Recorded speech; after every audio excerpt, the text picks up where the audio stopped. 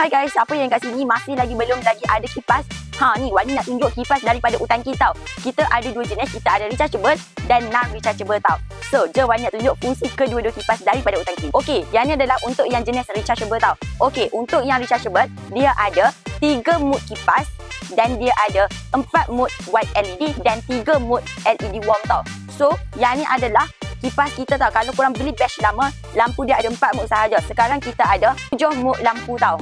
Okey. Dan dia punya bateri dia jenis dah built-in siap tau. Dia punya bateri adalah 7500 mAh tau. Okey, korang dah tak payah risau sebab dia jenis rechargeable tau. Dia ada USB plug dan charging plug. Jangan risau juga kalau korang nak tengok bateri dia ada berapa. Dekat sini dia ada LED tau. Okey, untuk kipas kita juga, yang ni untuk bahagian atas dia mempunyai hook tau. So kalau korang nak sangkut dekat kemah ke, dekat korang punya tempat payung ke, korang boleh sangkut tau. Manakala untuk yang jenis non-rechargeable yang dekat tangan Wani ni, okey, untuk non-rechargeable dia ada 4 mode kipas sahaja dan dia ada 2 mode lampu tau. Okey, kalau untuk yang non-rechargeable, dia kena guna power bank tau. Contoh, kalau korang nak connect dengan PC pun tiada masalah. Tapi kalau korang kata tak nak guna PC ataupun power bank, hampa boleh juga guna bateri tau. Okey, dekat bahagian bawah ni korang boleh buka, dia guna bateri Type C 4 biji tau.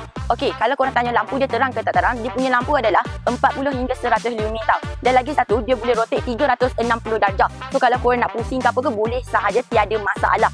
So, ada juga untuk bahagian sini dia ada hook tau. So, kalau korang nak gantung pun senang dan mudah. So, kalau korang nak tengok dia punya lampu dan kipas terang ke tak terang, laju ke tak laju, jangan lupa masuklah kita tau. So, yang mana berminat untuk kita orang punya kipas, boleh dapatkan sekarang dekat beg kuning dan jangan lupa korang boleh tekan button follow tau. Bye!